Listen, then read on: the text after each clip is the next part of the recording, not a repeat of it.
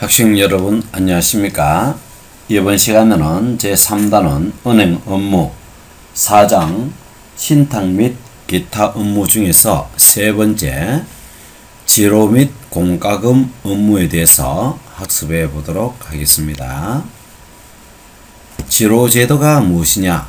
지로제도의 개념에 대해서 먼저 한번 알아보겠습니다. 일상거래에서 자금의 결제를 은행의 집중 처리 시스템을 통하여 이체하는 결제 제도를 갖다가 우리는 지로 제도라고 이야기합니다. 자금의 결제를 은행의 네트워크 시스템이죠. 요즘은 집중 처리 시스템을 통하여 이체하여 또 결제하는 제도를 우리는 지로 제도라고 이야기합니다. 자, 지로 제도의 특성은 첫 번째, 안전성이 있다. 그죠? 은행에서 결제하잖아요. 두 번째, 편리성을 가지고 있다. 네트워크를 통해서 하게 되죠. 그 다음에 세 번째, 저렴하게 발생할 수 있다. 라는 지로제도의 특성이 있습니다. 자, 지금부터 지로제도에 대해서 좀 더 하나하나씩 살펴보도록 하겠습니다. 지로제도의 구분을 우리 한번 하나하나씩 살펴보겠습니다. 첫 번째, 장표 지로 업무가 있습니다. 장표는 어떤 표를 이용한다는 이야기죠. 그죠? 이제 고객 이용 기관이 금융결제원에 지로 번호를 승인받습니다. 금융결제원에서 지로 번호를 승인받고 이 고객 이용 기관에서 고객에게 이 지로번호 승인받은 지로번호 장표를 갖다가 보내게 되어지죠. 돈 내라 이러면서 장표를 발송하게 되어집니다. 그러면은 이제 고객은 이 장표를 받게 되겠죠. 그래서 얼마에 내야 할 금액을 갖다가 장표로 받아서 이 장표와 대금을 이제 금융기관에 납부하게 되어지는 것이죠. 그러면 이 금융기관은 이 고객으로부터 돈을 받아서 수납액이죠. 돈 받은 것을 수납액을 이용기관, 돈 내라라고 발송했던 이 기관이죠. 이용기관의 계좌에 입금을 하게 되었습니다. 그러면 결제원에 그 입금되어진 사항을 알게 되겠죠. 결제원에서. 그러면 결제원은 이 이용기관에 돈이 들어왔다, 너 입금되었다 라는 수납 정보를 통보하게 되어지는 것이죠. 이와 같은 절차로 장표 지로 업무가 이루어지고 또 지로 업무의 업무 과정이 이와 같다라고 생각하면 되겠습니다. 그러면 두 번째 보면 이제 인터넷 지로 업무도 결제 이제 장표를 주고 받는 이런 업무는 없지만 나머지 결제 과정은 거의 비슷하다라고 보면 되겠죠. 모두 같다라고 보면 되겠죠. 자, 그러면 인터넷 지로 업무에 대해서 한번 알아보겠습니다. 고객이 인터넷 지로 사이트 및 인터넷 뱅킹으로 지로 자금, 그죠? 고객이 이제는 장표를 가지고 가서 돈을 수납하지 않습니다.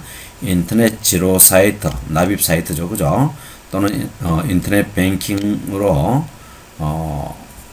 지로 자금 또는 공과금, 세금 이런 것들을 납부할 수 있도록 금융결제원과 금융기관이 공동으로 제공하는 업무, 네트워크를 구성해서 이제 네트워크 내에서 납입해야 될 공과금, 세금 이런 것을 납입하도록 해 놓는 것이죠. 그죠?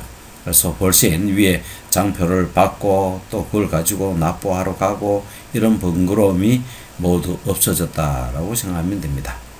그러면 지로 업무의 서비스 종류는 어떤 것들이 있는가? 이제 위에서 봤듯이 공과금, 세금 등의 납부 서비스, 그 다음에 연체한 것이 있는지 없는지, 또는 다음 달에 어떤 세금이라든지 이런 것들을 미리 조회해 볼 수 있는 조회 서비스, 그 다음에 또 고객들에게 어떠한 변경 사항이나 이런 것들을 고지하는 서비스, 기타의 서비스 이런 것들이 이제 인터넷 지로 업무를 통해서 이루어지게 되어집니다. 그 다음에 인터넷 지로 업무의 납부 시기는 연중 무휴가 되어지고요. 1년 내내 이제 납부를 할 수 있다는 겁니다. 토요일, 일요일도, 그죠? 휴일이 없다는 이야기죠. 0시 30분에서부터 22시까지 운영이 되어지는 것이 일반적인데요. 이것은 다소 금융기관마다 차이가 있다고 합니다. 그 다음에 이제 조회도 마찬가지입니다. 연중 무휴가 되어지고요. 조회는 24시간 계속 가능하다. 이거는 뭐 업무 처리할 필요가 없으니까, 그죠? 주로 하는 업무는 이제 지로자금, 공과금, 국세, 범칙금, 지방세, 환경개선부담금, 여기에 대한 조회, 납부, 고지, 이와 같은 사항을 우리 인터넷 지로 업무에서 주로 한다. 이렇게 보면 되겠습니다. 자, 다음은 자동 이체 업무를 수행하게 되어집니다.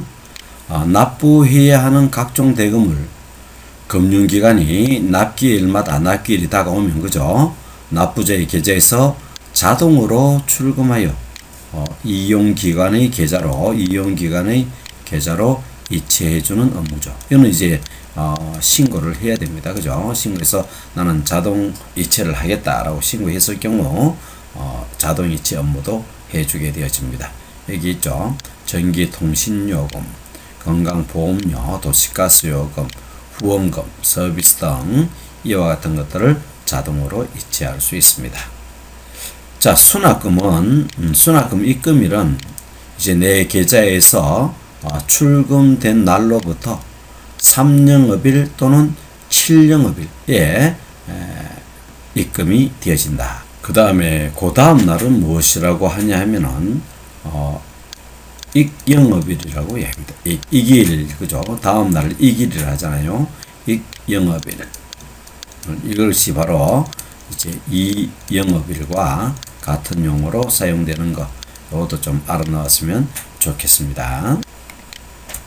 그 다음 네 번째, 대량 지급 업무를 수행하게 되어지는데요.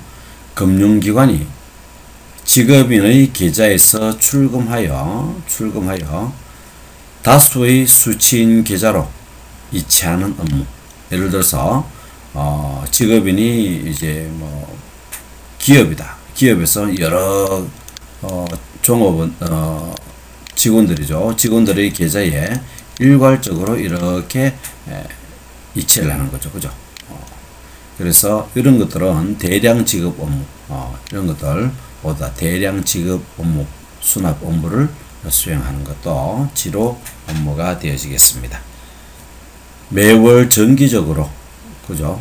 타 금융기관 계좌로, 금융기관이다. 그죠? 아까는 뭐 납입금 이런 거였는데, 그죠? 도시가스로 이런 거였는데, 타 금융기관 계좌로 일정 금액을 이체하여 주는 업무. 이체한다는 것은 똑같습니다. 그죠? 그래서 여기에는 이제 차이가 있다면 금융기관으로 이제 이체하는 것인데, 적금, 대출, 원리금, 이런 것들을 자동으로 이체하는 업무도 지로에서 해주게 되어집니다. 자, 지로번호의 구성을 잠시 한번 보고 가면요.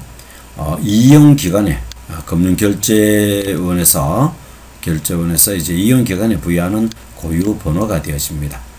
그래서 이것은 거래기간 계좌번호와 상관없이 금융결제원에서 이용기관에 부여되어지는 것입니다. 그렇기 때문에 변경되지 않는다.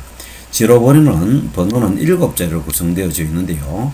앞에 2자리는 업종, 중간에 4자리는 1년번호, 순서죠. 1년번호는. 그 다음에 마지막 한 자리는 검증값, 보류 검증값이죠. 그죠? 그래서 검증값이 되어집니다.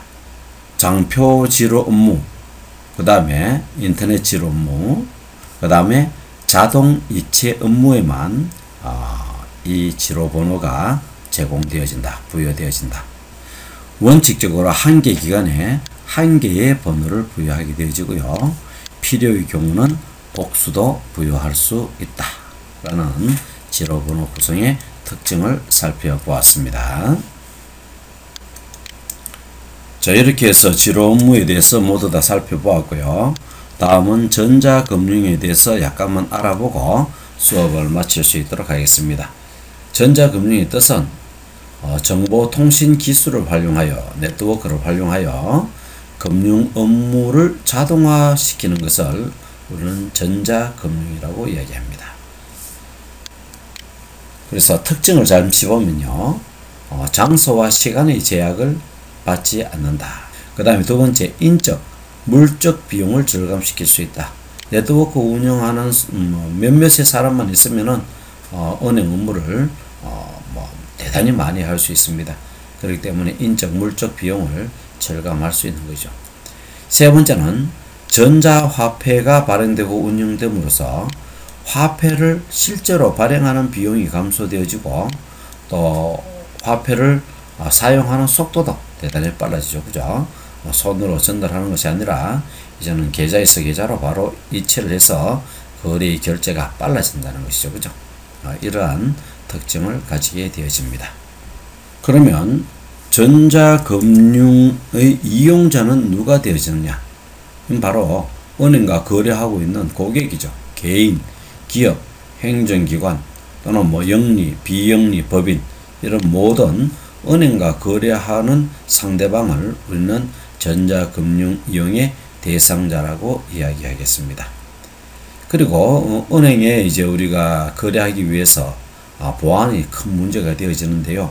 이런 것을 해결하기 위해서 공인인증서라는 제도가 있게 되어지죠.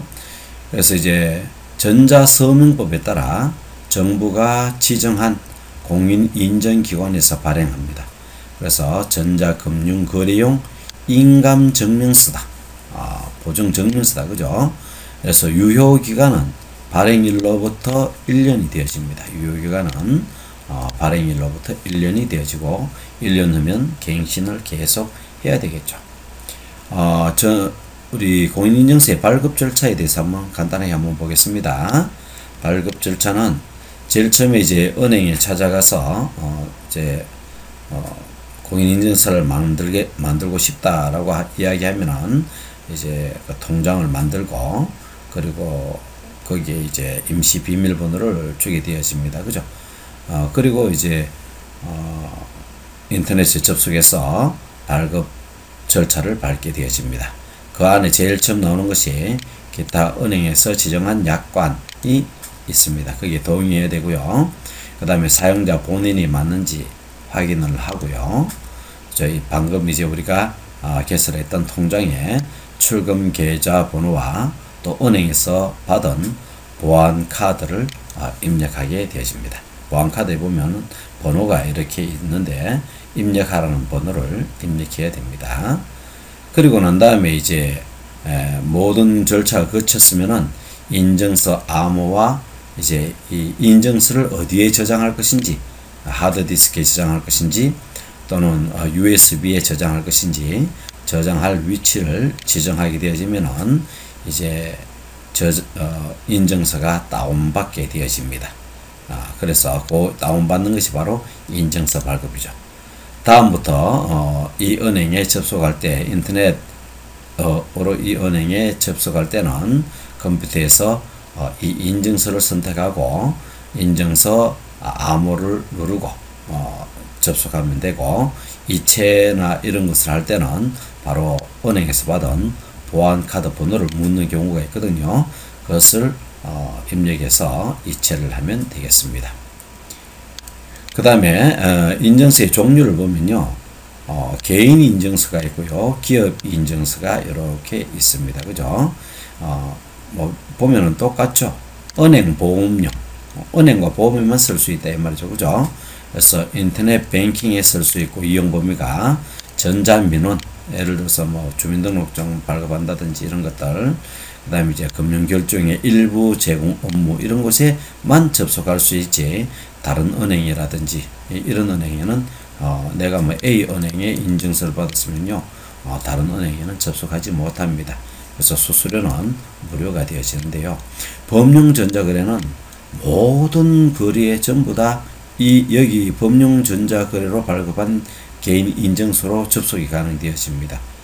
그렇죠. 그래서 A라는 은행, B라는 은행, 다른 기관, 모든 기관에 이 하나의 인증서로 이렇게 접속이 가능한 거죠. 그래서 모든 전자거래가 가능하다. 그렇기 때문에 이 같은 경우는 유료가 되어집니다. 자, 기업인증서도 마찬가지입니다. 은행 보험용은 인터넷 뱅킹 전자민원 금융결정 일부 제공만 업무만 하는 것은 똑같은데 마찬가지 유료입니다. 개인은 무료인데 그죠? 기업은 돈 내라 이 말입니다. 유료입니다. 법용 전자거래 모든 전자거래 다 할 수 있고 마찬가지로 유료지만 비용이 비싸게 되어지겠죠. 그죠? 그래서 이제 다음은 이제 우리가 전자금융 중에 보안 매체의 종류와 그 역할에 대해서 알아보겠는데요. 오늘은 여기까지 하고 다음에 학교에 가서 수업을 계속 이어가도록 하겠습니다. 대단히 고생 많이 하셨습니다.